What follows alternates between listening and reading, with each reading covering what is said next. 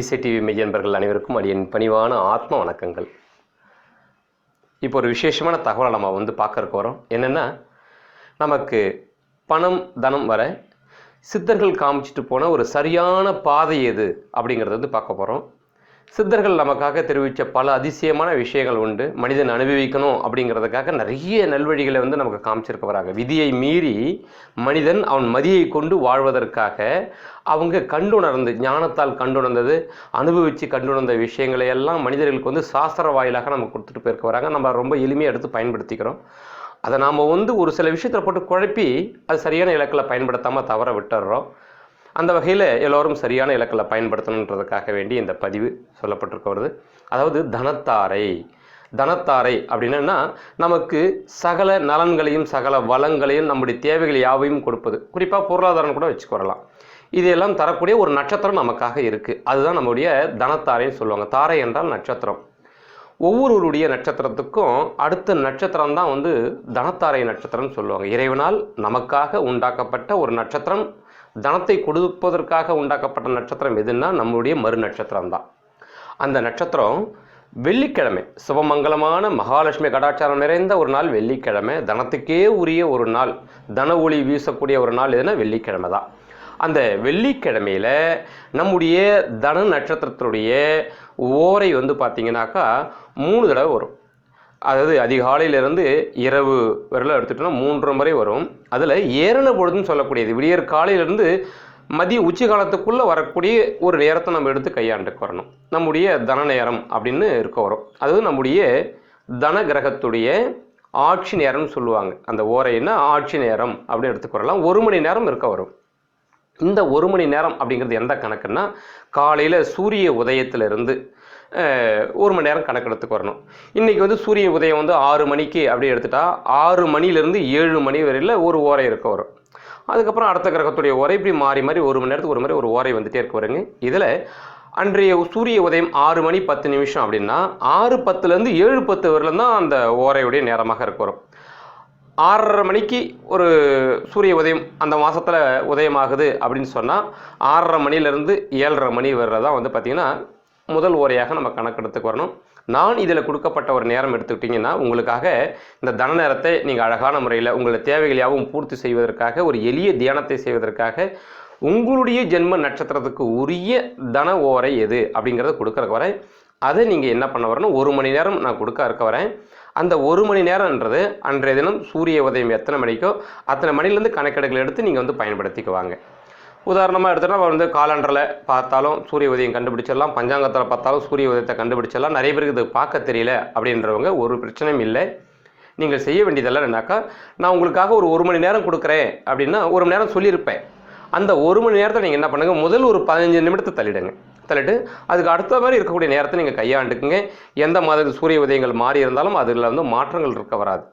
நீங்கள் அதில் ஒரு 10 நிமிஷமாச்சும் ஒரு தியானங்கள் பண்ணவாங்க, ரொம்ப சிறப்பாக இருக்க செய்ய வரும். ஏன்னா நம்முடைய அந்த தன ஓரை இருக்கக்கூடிய நேரத்தில் நம்ம மனசுடைய முக்கியமான தேவைகள் இது நடக்கணுன்றது எதை நீங்கள் பிரார்த்தனை பண்ணுறீங்களோ அது உங்களுக்கு ஏமாற்றம் இல்லாமல் அப்படியே கிடைக்க செய்ய வருங்க. ரொம்ப விசேஷமானது இது, அனுபவபூர்வமான ஒரு விசேஷம் இது. அதை கொஞ்சம் கடைப்பிடிச்சிக்குவாங்க.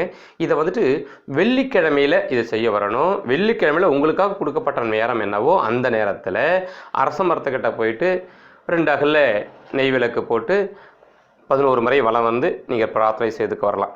11 முறை வலம் என்பது என்னென்னா, 11 என்றால் லாபம் என்று பொருள் உண்டு.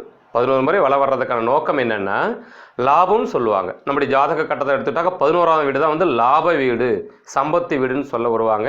அதனால் அந்த 11 முறை அரச மரத்தை வலம் பிரார்த்தனைகள் செய்துக்க செய்ய வருவாங்க. நான் ஏற்கனவே இதை பற்றின பூஜையை பற்றின வீடியோக்கள் போட்டிருக்கேன். அதை பார்த்து கொஞ்சம் டீட்டெயிலாக தெரிஞ்சுக்குவாங்க. அதை பார்க்காதவங்க டிஸ்கிரிப்ஷனில் நான் கொடுத்துருக்க வரேன், அதை கொஞ்சம் நீங்கள் பார்த்து தெரிஞ்சுக்குவாங்க. மேலும் அரச மரம் இல்லாதவங்க, அரச மரத்துக்கிட்ட போக முடியாதவங்க வீட்டுக்குள்ளேயே இருக்கக்கூடிய நம்முடைய குலவிளக்கு என்று சொல்லக்கூடிய காமாட்சி விளக்கில் நெய் போட்டு நீங்கள் தெய்வம் ஏற்றி நீங்கள் இருக்கிற இடத்துலையே நீங்கள் என்ன செய்ய வரலன்னா ஒரு 3 முறை வலம் உங்களுக்கு தன்னைத்தானே சுற்றிக்கிறது வலம் நீங்கள் பிரார்த்தனை செய்துக்குவாங்க. அமைதியாக ஒரு இடத்துல உட்காந்து தியானங்கள் செய்வாங்க. உங்கள் மன தேவைகள் என்னவோ பூர்த்தியாக செய்ய வரும். குலவிளக்கும் இல்லை, நாங்கள் ஒரு ஆஃபீஸில் தங்கி இருந்து வேலை செய்கிறோம் அப்படின்றவங்க ஒரு ஊதுவத்தி மாத்திரமாச்சும் இருந்தால் போதுமானது. ஏன்னா அக்னி ரொம்ப முக்கியமானது. அக்னியை உருவாக்கி நம்முடைய மன தியானத்தை செய்தோம்னா அப்படியே நடக்க வரும். உங்களுக்காக கொடுக்கப்பட்ட நேரத்தில் இதை நீங்கள் அவசியம் செய்யணுங்கிறது ரொம்ப முக்கியமானது. இதை நீங்கள் கடைபிடித்தால் விசேஷமான வாழ்க்கை, நீங்கள் விரும்பிய வாழ்க்கை, உங்களுடைய தனச்சேர்க்கை, பொருளாதார உயர்வு, எல்லா தேவைகளும் பூர்த்தியாகுங்கிறது உறுதியானதுங்க. இனி உங்களுடைய ராசியில் இடம்பெறக்கூடிய உங்களுடைய நட்சத்திரத்துக்கு எந்த நேரம் தன நட்சத்திரம், தன நேரம் அப்படிங்கிறத கொஞ்சம் தெரிஞ்சு கடைபிடிச்சுக்குவாங்க. தொடர்ச்சியாக வீடியோவை பாருங்கள். கும்பராசி அன்பர்களுக்கு வணக்கம். அவிட்டம், சதயம், புரட்டாதி ஆகிய 3 நட்சத்திர மண்டலங்களை கொண்டது தான் கும்பராசி.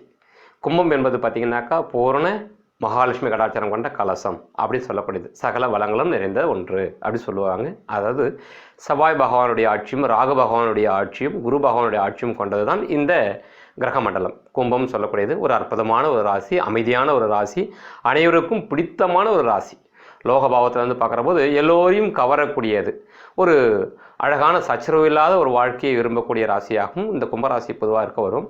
உங்களுக்கு தனத்தை வழங்கக்கூடிய பொறுப்பு ஒவ்வொரு நட்சத்திரத்துக்கும் ஒவ்வொரு நட்சத்திர கிரகத்தை இறைவன் ஒப்படைச்சிருக்க வராரு. அந்த நேரத்தை நீங்கள் பயன்படுத்துகிறீங்கன்னு சொன்னால் உங்களுக்கு எல்லா வளங்களும் உங்களுக்கு சிறப்பாக கிட்ட வரும். அந்த வகையில் இப்பொழுது உங்களுடைய நட்சத்திரத்துக்கு யார் தனத்தாரை, தன நேரம் அப்படிங்கிறத இப்போ பார்க்க வரலாம்.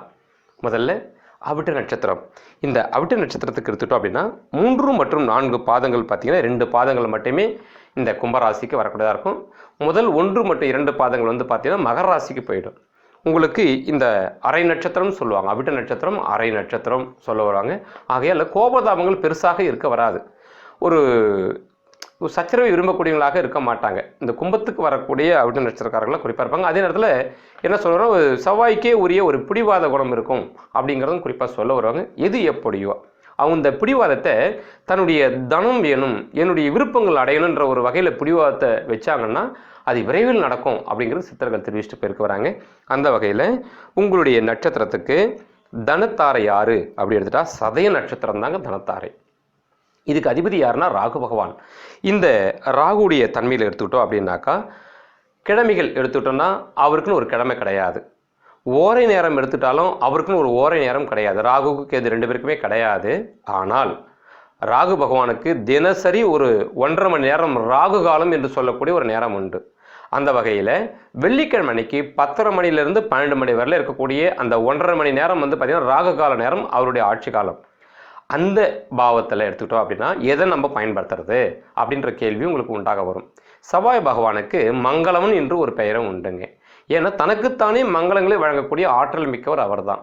அப்போது இந்த செவ்வாயுடைய நட்சத்திரத்தில் பிறந்த நீங்கள், அவிட்ட நட்சத்திரம் செவ்வாயுடைய நட்சத்திரம், உங்களுக்கு ராகு கால நேரத்தில் செவ்வாய் வரை எப்பொழுது வருகிறதோ அந்த நேரத்தை நீங்கள் கடைபிடித்து உங்களுடைய மன தியானத்தை நீங்கள் செய்தீங்கன்னா உங்கள் விருப்பங்கள் அப்படியே நடக்கும் அப்படிங்கிறது சித்தர்கள் சொன்ன ஒரு உண்மை. அந்த வகையில் எடுத்துட்டோம்னா உங்களுக்கு வெள்ளிக்கிழமை பகல் 11 மணிலேருந்து 12 மணி வரையில் இருக்கக்கூடிய அந்த காலகட்டம் உங்களுக்கு தனத்தாரை நேரமாக நீங்கள் பாவிச்சுக்கு வரலாம். அந்த நேரத்தில் எடுத்துட்டோம்னாக்கா ராகு கால நேரம் இருக்க வரும்.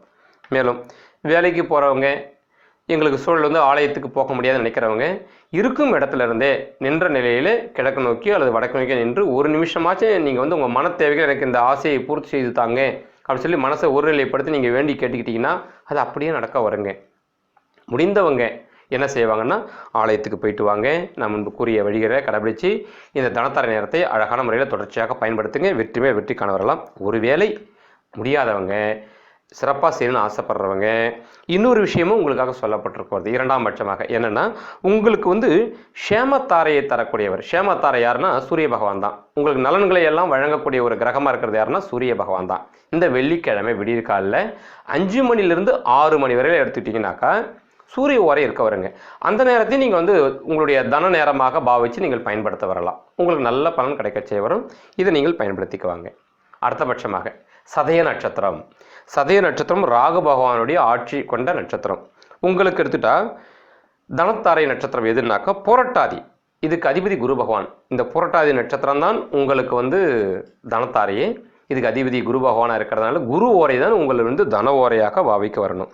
இந்த குரு ஓரை எடுத்துட்டீங்கன்னாக்கா உங்களுக்கு 2 நேரத்தில் வரச்சே வருங்க. அதாவது வெள்ளிக்கிழமை காலையில் 3 மணிலேருந்து 4 மணி வரையில் கொஞ்சம் அதிகாலை தான் எழுந்திருக்கிறது கொஞ்சம் சிரமமாக இருக்கிறது தான் தேவரும். முடிஞ்சவங்க இந்த நேரத்தையும் நீங்கள் பயன்படுத்திக்கலாம். ஒருவேளை முடியல அப்படின்னு நினைக்கக்கூடியவங்க பகல் 10 மணிலிருந்து 11 மணி வரையில் பார்த்தீங்கன்னாக்கா குரு ஓரை வரக்கூடியது. அந்த நேரத்தை நீங்கள் பயன்படுத்திக்கலாம். இரண்டில் ஏதாகிலும் ஒரு நேரத்தை நீங்கள் பயன்படுத்திட்டால் போதுமானது. இந்த 2 நேரமும் சமமான பலம் கொண்டதை எதை வேண்டுமானாலும் நீங்கள் பயன்படுத்திக்க வரலாம். குரு ஓரை உங்களுக்கு தனத்தை தரக்கூடிய நேரம்ன்றதை தெரிஞ்சுக்க வரணும். அடுத்தபட்சமாக புரட்டாதி நட்சத்திரம் 1 மற்றும் 2 மற்றும் 3 பாதங்களை கொண்டதுதான் புரட்டாதி நட்சத்திரம், கும்பராசிக்கு வரக்கூடியது. இந்த புரட்டாதி நட்சத்திரத்துக்கு தன கிரகம் யாரு அப்படின்னு எடுத்துட்டாக்க சனீஸ்வர பகவான் தான். அதற்குரிய நட்சத்திரம் வந்து உத்திரட்டாதி நட்சத்திரம். உத்திரட்டாதி நட்சத்திரம் சனீஸ்வர பகவானுடைய நட்சத்திரம். சனீஸ்வர பகவானுடைய ஓரை தான் உங்களுடைய அமிர்தம் போன்ற அந்த தனத்தை உங்களுக்கு தருவதற்கான ஒளிகளை உமிழக்கூடிய நேரம்ன்றதை வச்சுக்க வரலாம். வெள்ளிக்கிழமைக்கு காலையில் 9 மணிலிருந்து 10 மணிக்கு உள்ள இருக்கக்கூடிய அந்த 1 மணி நேர காலகட்டம் தான் உங்களுடைய தன ஓரை காலகட்டம், சனீஸ்வர ஓரை காலகட்டமே அதுதான். அந்த நேரத்தில் நீங்கள் வந்து உங்களுடைய மனதில் உள்ள பிரார்த்தனைகள் விரைவில் நடக்கணும்னு சொல்லி வேண்டி கேட்டுக்கிற பட்சத்தில் எல்லாம் விரைவில் நடக்க வரும். ஆக கும்பராசி அன்பர்கள், சகல நலன்களும் சகல வளங்களும் நீங்கள் உரிய தெய்வத்திடம் உரிய நேரத்தில் நீங்கள் கேட்டு வருவதற்கு அத்தனை உரிமையும் உங்களுக்கு உண்டுங்கிறத நல்லா புரிஞ்சுக்கிட்டு நீங்கள் உங்கள் தியானத்தை செய்வாங்க. எல்லாம் அப்படியே நடக்க செய்ய வரும். தொடர்ச்சியாக கடைபிடிங்க, சிறப்பாக இருக்க வரும். எல்லாம் வல்ல எம்பெருமான் அருளால் உங்களுக்கு எல்லா நலன்களும் உங்கள் விருப்பங்கள் யாவும் இந்த தனத்தாரை கொடுக்குறேன்னு சொல்லி இந்த உரையை பூர்த்தி செய்கிறேன். நன்றி, வணக்கம்.